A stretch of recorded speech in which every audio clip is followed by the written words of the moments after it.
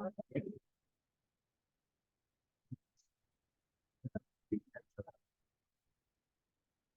your neighbor.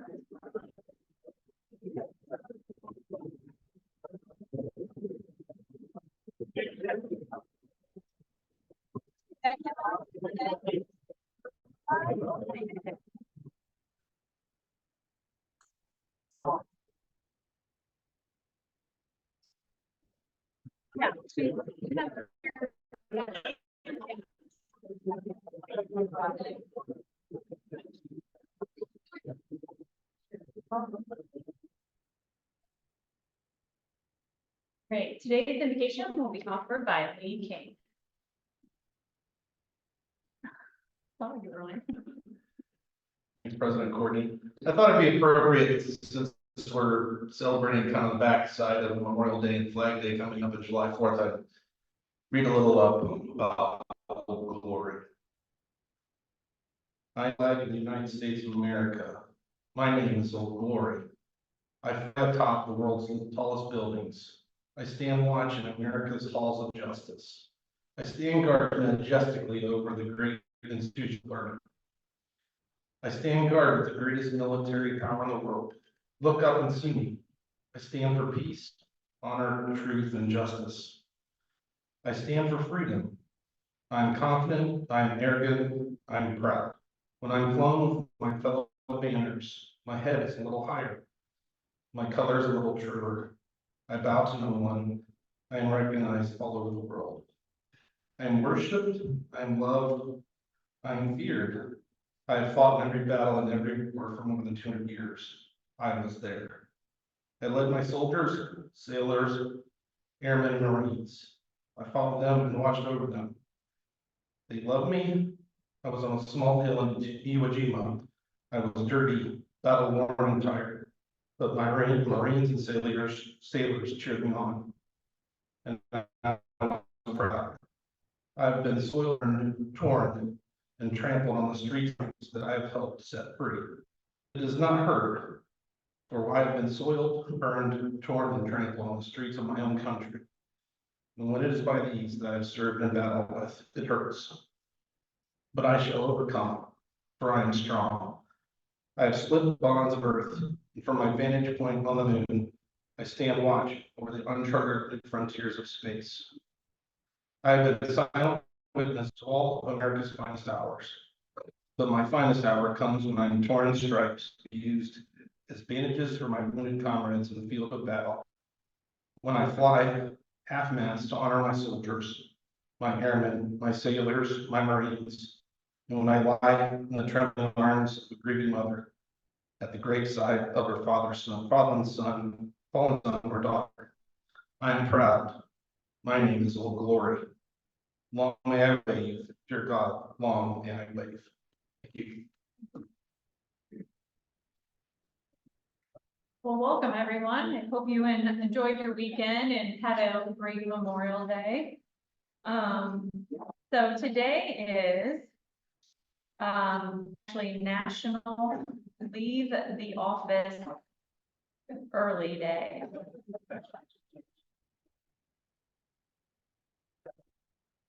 I like it. I think we all should do it. This quirky National Day is intended to be an incentive to those who often work more than 40 hours each week. This is a reminder to take a little time for yourself every once in a while. And actually about a third of Americans work more than 40 hours per week. Some work more than that. Those who are self-employed or who work 2 jobs more than likely work 60 to 80 hours per week. So today's the day to leave the office early and do something for yourself. It's sunny out, so let's do it. So with that, Secretary Lynn, Secretary of Work. She will look funny when she goes back to work and nobody's in the office. We appreciate having guests join us, particularly those who are interested or support a particular program we have. We have several guests today. We'll start with Ron Olmsted. Stand up, guys. Jonathan Hofstetter is our president of the Board of County Commissioners. Our newest member that just started Saturday morning is David McMillan. And then Patrick Aaron, our county administrator, and the heckler in the back corner is Dan Starch, our public information officer.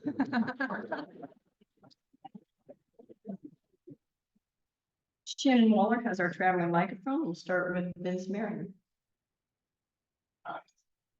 My guest today is Ethan Bollinger. He is a student at Ohio University. Will be graduating with a undergraduate planning and development and a master's in public administration at the same time. He is interning in our office.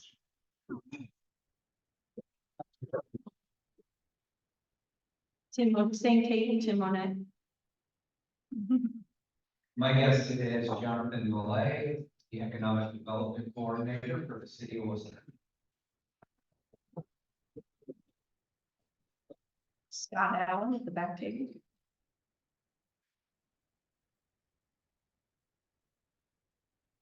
My guest is my youngest son, Nick Allen. He is a financial advisor with Whitaker Myers Group's wealth management practice.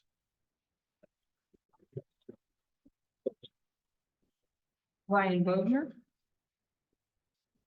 I have my daughter Bailey with me today. She will be a sophomore at Driveway. And it's also her first day at work. She's the 5th generation to be involved with building construction now.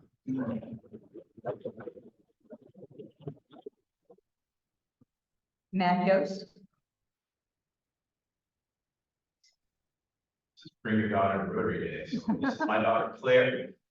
Claire is headed into her sophomore year at Taylor University, which is studying marketing and finance. Today she's here representing Western Reserve, where she's working as underwriting.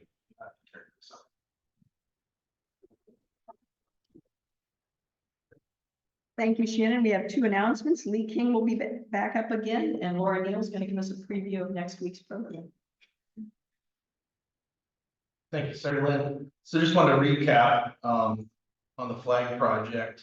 There's some thank yous that I would like to say today of those that have helped.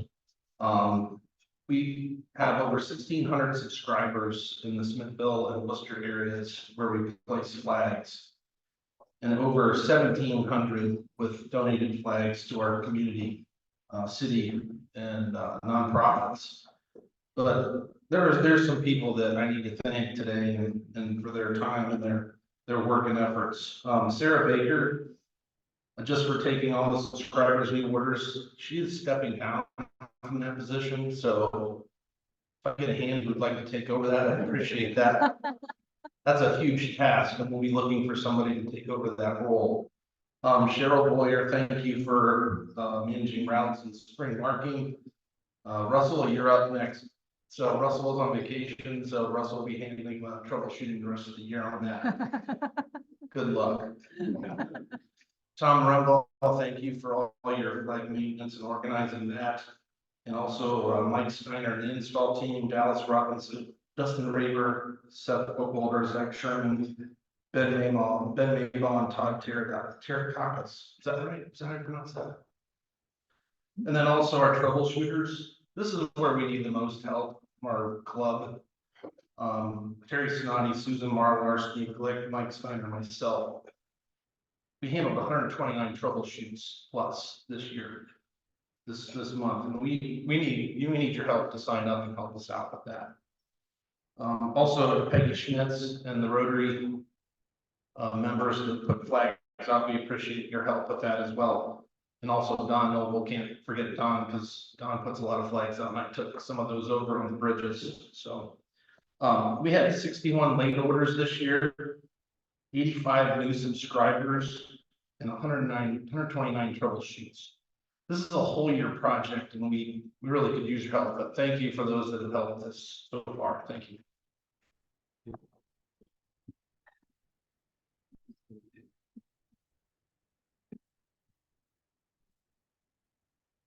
For some reason, I was chosen to promote this event.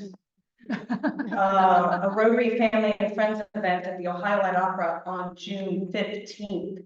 Guys and dolls, we have special pricing. We do not do this every year. It may seem like we do, but Lynn is just great, that bird in the ear saying, hey, why don't we do it this year? So please consider this for Saturday, June 15. Next week, I will have my box office staff outside to snag you because the program is going to be our singers next Monday. So if you need a last ditch nudge to come to this, make sure you're here on Monday, June 10, and we don't do that every year. So please consider, I think Ron said something about partnering Ohio Light Opera and the Rotary Club. It's always been a great partnership, and I'm so grateful for that. But it's also just a lot of fun, and there are some extra events you can have before and after.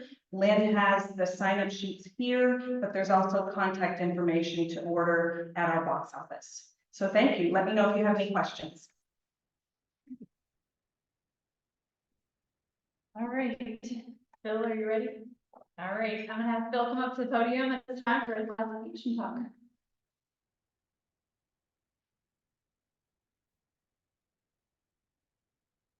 Thank you. All right, this is probably the last time anyone's going to trust me with a mic, so I'll say that first off. Today's June 3rd. Any history buffs in the crowd? Anyone at all? Well, June 3rd marks a little-known conflict between the state of West Virginia and the state of Ohio. All revolves around the naming of the Ohio River. This was all going on back during the Civil War, so well over 10 years ago. And it revolved, who got the naming rights. West Virginia recently became a state and said, hey, this is our river. Ohio said, oh, it's not, it's called the Ohio River. This really aggravated the West Virginians. So what they did is they started taking grenades and launching them over the river at the Ohioans. Well, the Ohioans are like, okay. Took the grenades, pulled the pins, and threw them right back. So it's a fun jab when you can get it in on West Virginia. You know, when I was asked to give this classification talk, I thought, perfect. Finally, a chance to make people laugh at my day job without being told to leave the office. But I'll be honest, I was nervous. All the professions out there, I'm imagining each and every one of you just criticizing everything I say.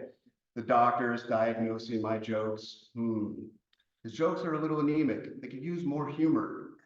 The lawyers, objection. What's the relevance? And of course, you have the engineers. Man, the structural integrity of this talk is really weak. It's going to crumble. A doctor, a lawyer, and an engineer walk into a Rotary meeting. That's the start of a bad joke in itself. But anywho, let's get down to business. My name is Phil Tursky. I am the Deputy Director of Administration for the City of Worcester. They brought me in December, so think of me as your neatly wrapped Christmas present. Here I am. I moved here with my wife, Emily, my lovely wife, Emily, my son, Samuel, who's a 3-year-old, and my recently born daughter, Danielle. We moved in December as well. But I'm not new to Worcester. I'm originally from Big Prairie. That's right, I'm a West Holmes Knight. I can take all the jabs. But Worcester's always been a part of my life. For the first 4 years of my education, I went to St. Mary's before I transferred to public school when I got into sports. My mom was a chambermaid for the Wooster Inn, and I pretty much attended every single Ohio Light Opera event, Worcester baseball camp, Worcester basketball camp, college of Worcester basketball camp, mind you, growing up as a kid. So Worcester's always been home. For undergrad, I went to Davis and Elkins College in Elkins, West Virginia, hence the West Virginia jokes. I feel like I can say a couple. I got a whole bag full of them if you want. I got a few degrees down there. After that, I went to Pepperdine, which is out in California. I got a master's in public policy with specializations in economics and state and local policy. A lot of words, a lot of student loans. But it was out there that I had to do an internship. And I chose one that was close to home so I could be home around my parents. The city of Worcester came up, and it was actually in the director's office.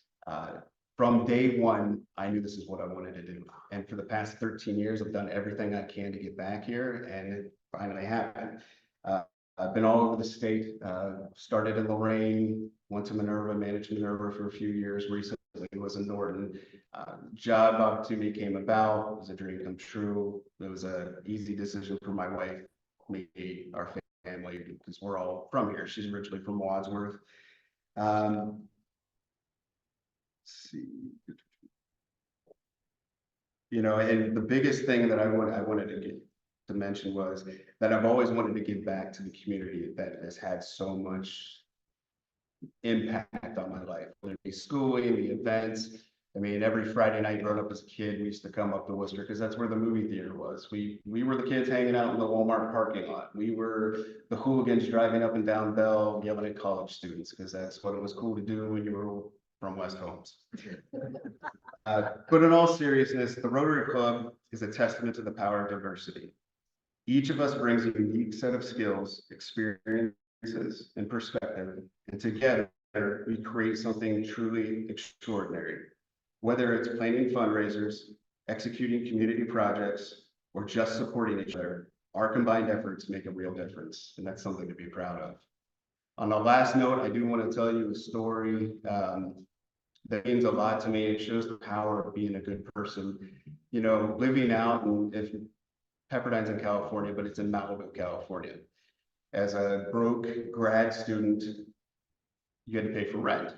And it's hard to find rent prices back then. This is 15, 16 years ago, were $1,500 for a small apartment that you had to share with 4 other people.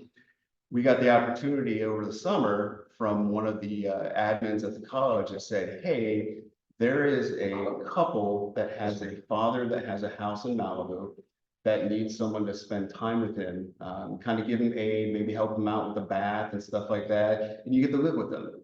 And a lot of students thought, you know, who wants to do that? No, we're not going to do that. Well, one strapping young lad took the opportunity to say, yeah, I'll do that. Unfortunately, a week before school started, the old man passed away. And this smart young man was cheerful, like shocked. What am I going to do? Where am I going to live? The family said, you know, since you showed the generosity to help us out, we're going to let you live in the house for the semester, for the full year. We'll pay for all your food, all your wine, anything, and pay for your gas, and you can live here for free. The house was a mansion on the side of the Pacific Ocean, and it was beautiful.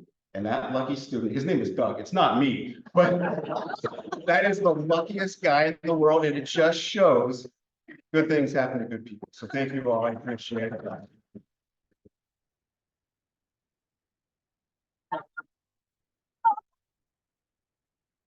You missed a real good opportunity there, Phil. All right, well, welcome guests. We hope you enjoy today's presentation. And with that, Ron Onstutz will be introducing our speaker. Thank you, President Courtney. I think we might have found an understudy for Tim Swift. Phil, just keep at that. Well, fellow Rotarians, I have the honor today to introduce you to Caitlin Lehman. Caitlin is our county's very accomplished independent director of our team at the county dog shelter. And she is also our county dog warden. She's been consistently dedicated in her leadership in the animal care field and animal welfare for more than 17 years. She holds the title of Certified Animal Welfare Administrator, which I believe to be the highest certification in that field. Caitlin is also a nationally certified animal control officer, and she serves on the board of directors of the Ohio Animal Welfare Federation. Fun fact, over her career, Caitlin has played a key role in rescuing more than 12,000 dogs, providing them with a second chance at a quality life. She lives in Apple Creek with her husband and 4 children. Will you join me in giving a warm Rotary welcome to Caitlin Lehman?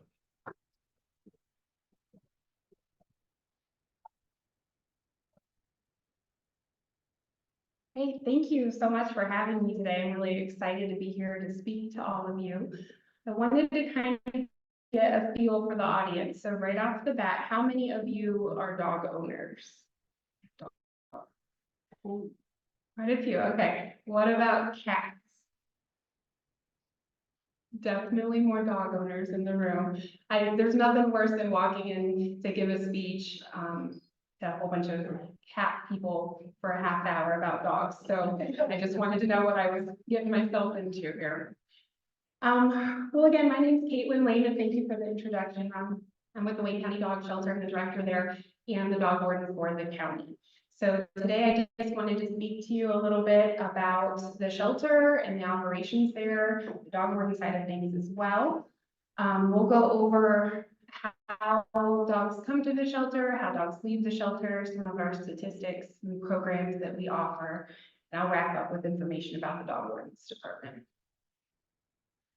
So right off the bat, where we're located, we are on the north end of town, just a little bit past Meyer on Burbank Road.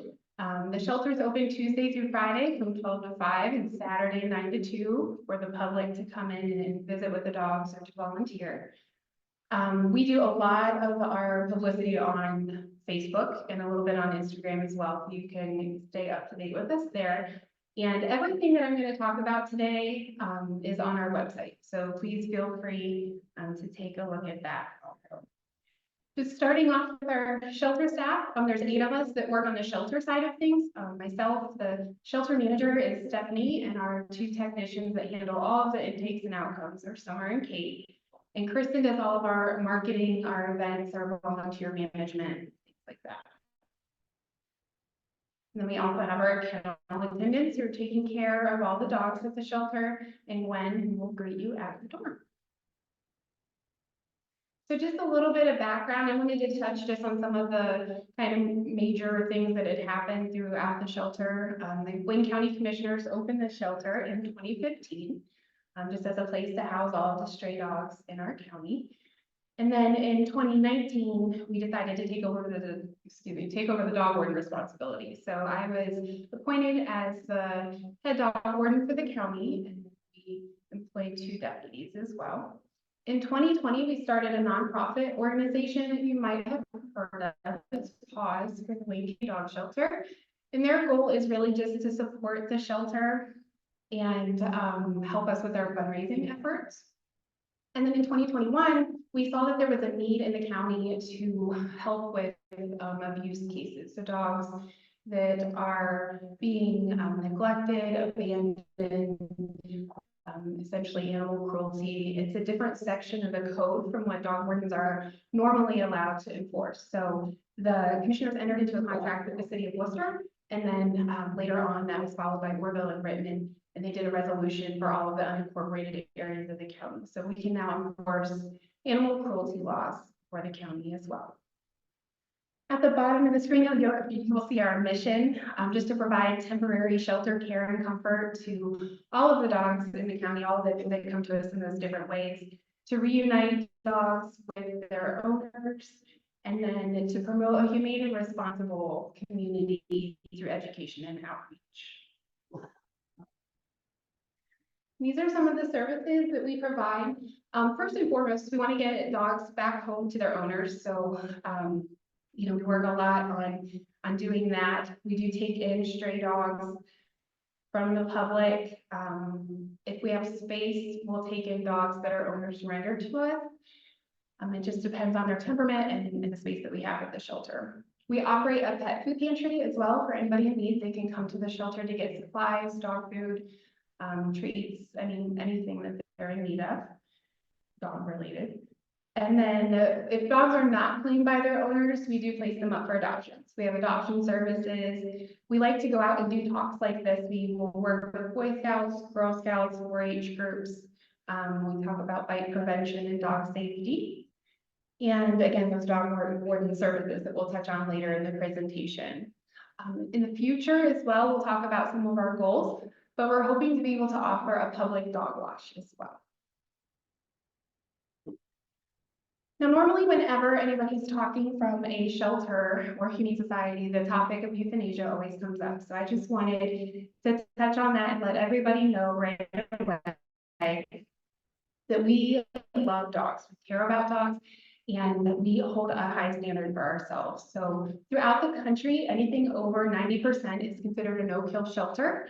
And currently, the dog shelter here in Lee County operates at about a 96 to 97% positive placement rate. So it's something that we're really proud of and that we work really hard to achieve.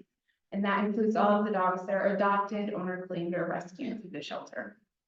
We will never euthanize a dog for space or length of stay, but there are times where euthanasia is necessary to relieve suffering if a dog has been, hit by a car or it's something that we're unable to treat in that manner.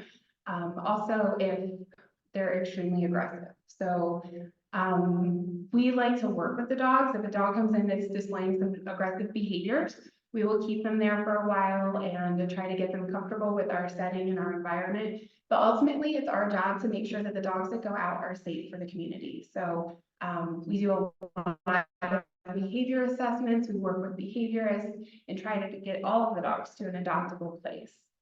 You'll see Cooper there on the screen. He was with us after 576 days. A little bit about the intake process. If you're curious, just any dog that comes to the shelter, if it does not have any identification, it's held at the shelter for 72 hours. That's by law, that's what's required. We don't count the day they come in or the day they're available. So they're at the shelter typically around at least 5 days before they go up for adoption. We do assess all of their medical care on intake and provide vaccinations, heartworm testing and prevention, microchipping all of the dogs. And we have a veterinarian that comes in once a week to do rabies vaccines and just check over anybody that we have concerns about. If there was an emergency or something like that, we would take the dog to the vet right away. But other than that, they're just evaluated by the vet once a week there. As I had mentioned, we do our behavior assessments as well. So we handle the dogs before they go up for adoption. We want to make sure that they're friendly and that they're going to be comfortable in our environment and people are going to be able to walk in and see them and handle them. And then they go up for adoption. So again, these adoptions are outcomes, owner claims, that's our top priority, getting dogs back to their owners, and rescue organizations, which are essentially places that are it's really beneficial for certain dogs because they go directly into foster homes versus a shelter setting. So they get that comfort and get into the routine of just being a dog, and it's easier to get adopted out that way. Occasionally, a dog may die in the shelter. We have a dog right now that was just diagnosed with lymphoma. And so we're working with him and a treatment plan to see how long that he can be around, but he's kind of a hospice case for us at the moment. And then a dog could go missing. This happened to us one time. It had gone into foster care and it ran away from foster and nobody had relocated it after that, but that is very rare. And then of course, euthanasia that we had mentioned. Just looking back at 2023, these are some of the statistics. So you'll see that we've taken about 773 dogs. That's what we took in last year. The majority of those came in as stray dogs. And I will say compared to 2022, our strays had actually gone down and our owner surrenders had gone up. Still strays are the majority of the dogs coming in, but you'll also see they're seized and transferred or serviced. So if somebody was arrested and had a dog in their home and nobody else to care for the dog, or there was a car accident and there was a dog in the car, those dogs will also come out to the shelter and we'll hold them until we can get them reunited with their families. The outcomes, we had last year 755, and we have the most adoptions and owner claims that we had ever had since opening in 2015. Our euthanasia number was at 4. An owner euthanasia, that was a weird circumstance where the dog had been loose and got injured, and we took it to the vet, and the vet had deemed it suffering. So they did proceed with euthanasia, and kind of at the exact same time, the owner came forward and actually had already had the dog scheduled for euthanasia because of its age and it had an advanced, because it was reunited with its owner as well. And then one dog had died in our care, unfortunately. So just again, comparing to 2022, we saw an 8% increase in our intakes, 13% increase in our adoptions, and our euthanasia number had gone down by 4 dogs as well, which has landed us with 96% positive placement rates. And this is just another view of that. So you can see the intakes and outcomes are pretty similar, and then our adoptions are a little bit higher than our owner claims. We are constantly working to increase those owner claims.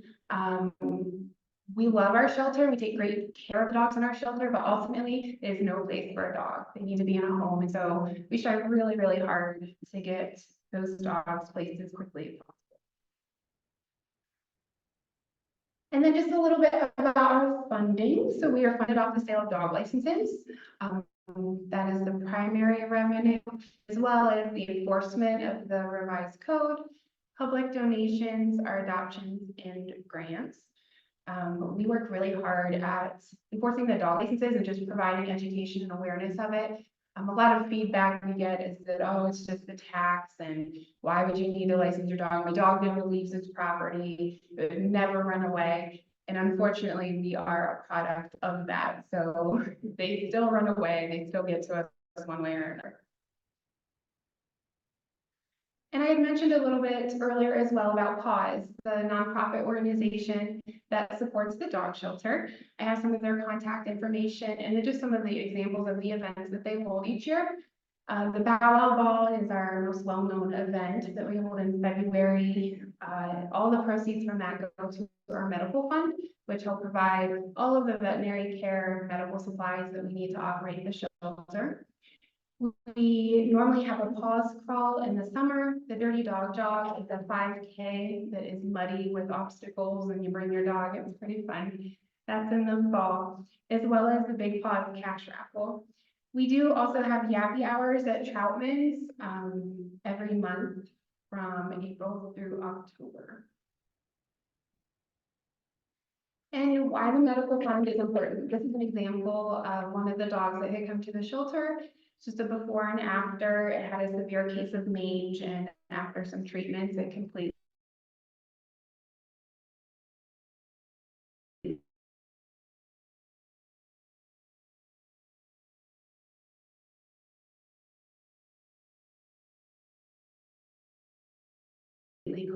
new life of our facility, created some beautiful play yards for the dogs with play structures. We added acoustic paneling to our kennels to help reduce the noise, replaced our flooring. And then every month, they also provide heartworm treatments, and we've increased our vaccine. Instead of using the core vaccine, we added Lepto because it's prevalent in our area, and they help spruce up our landscaping as well. And again, just to touch on those events, just some posts from the events. We're also at the Wayne County Fair every year. We have a booth set up there. And then on the shelter side of things, we hold an open house every December for everybody to come in. We have vendors there. Santa comes to do photos with your dogs and things like that that you can bring to the shelter. One of the most helpful aspects for us at the shelter is the volunteer program. So you can get connected with our program through the website. There is a video that you'll have to go through and some waivers that you'll need to sign, just explaining the shelter environment and what we do and why we do it. Some of the programs that are available, you can walk dogs. A lot of times that's what the majority of the volunteers want to do, spend time with the dogs, which is wonderful. The shelter is currently holding about 58 dogs right now. So for our staff to get through to every single dog and provide that enrichment is really essential. We need our volunteers to be able to get to every single dog every day. We also have offsite events where you can come and hang out with the dog and try to get it adopted. And our shelter chores section includes like our laundry and dishes and sweeping and mopping. And then providing that enrichment again is key. So one of our favorite things to do is give the dogs peanut butter frisbees. We just have a frisbee and we smear peanut butter on it and hang it on their kennel. And they'll spend time there just licking at the frisbee to get all that peanut butter off. But it provides them something else to do instead of just sitting in their kennel all day waiting for someone to come and get them out.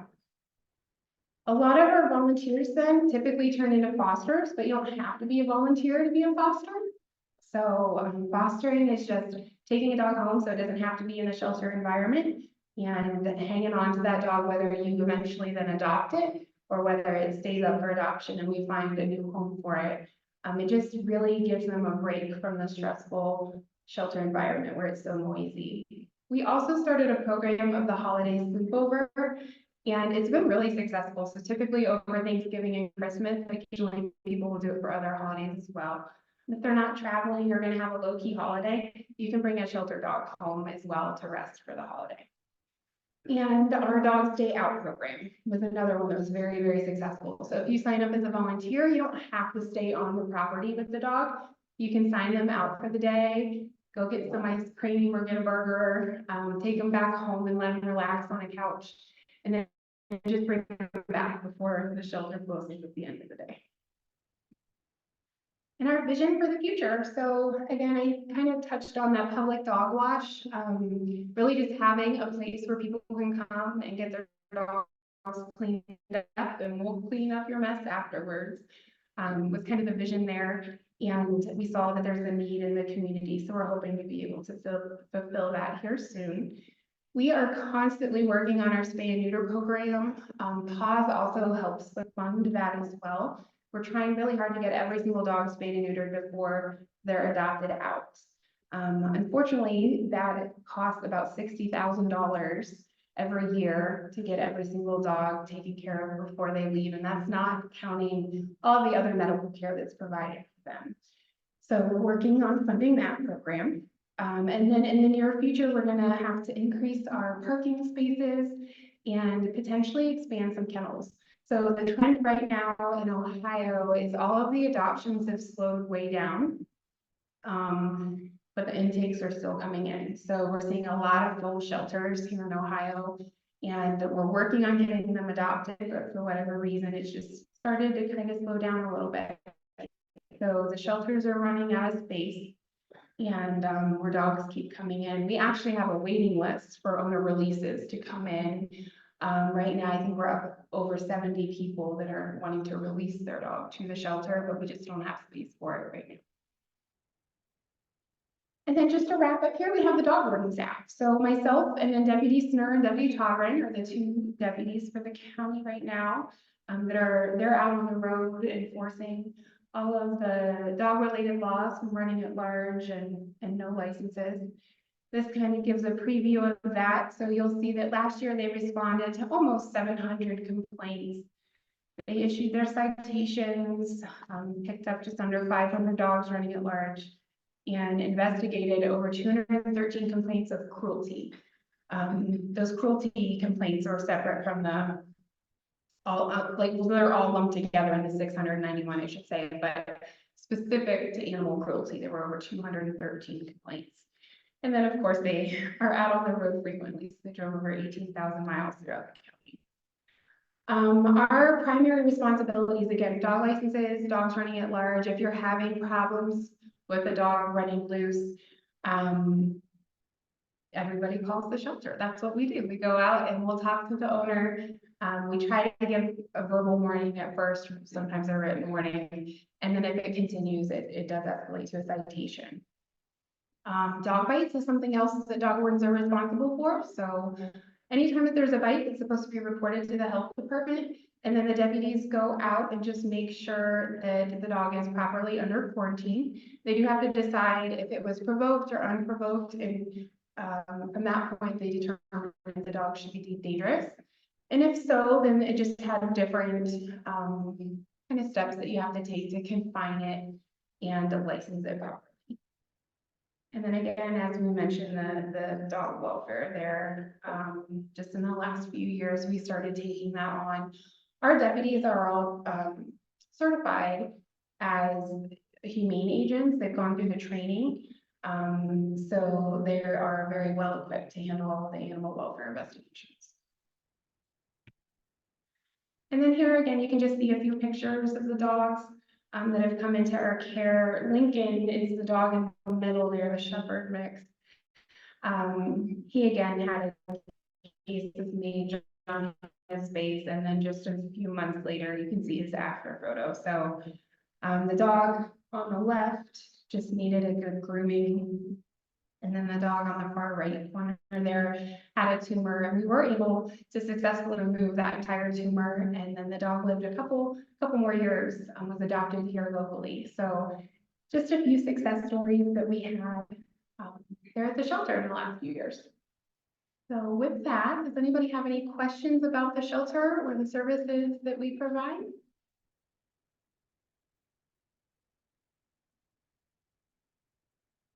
Nothing? All right. Well, I really appreciate your time and your attention since I went through the presentation there, and I'd be happy to talk more about it afterwards if you have any questions. Okay.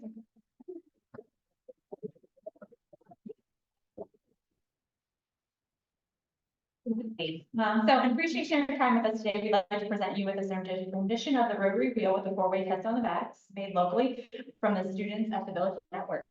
So thank you so much. Thank you, thank you. Perfect. Well, thank you to all of our guests that have joined us today. We hope to have you back next week. And next week, we will have Laura Neal and the Ohio Light Opera with us. So with that, I guess we stand adjourned. So enjoy the sunshine, and if you need to take a day off, you're welcome to.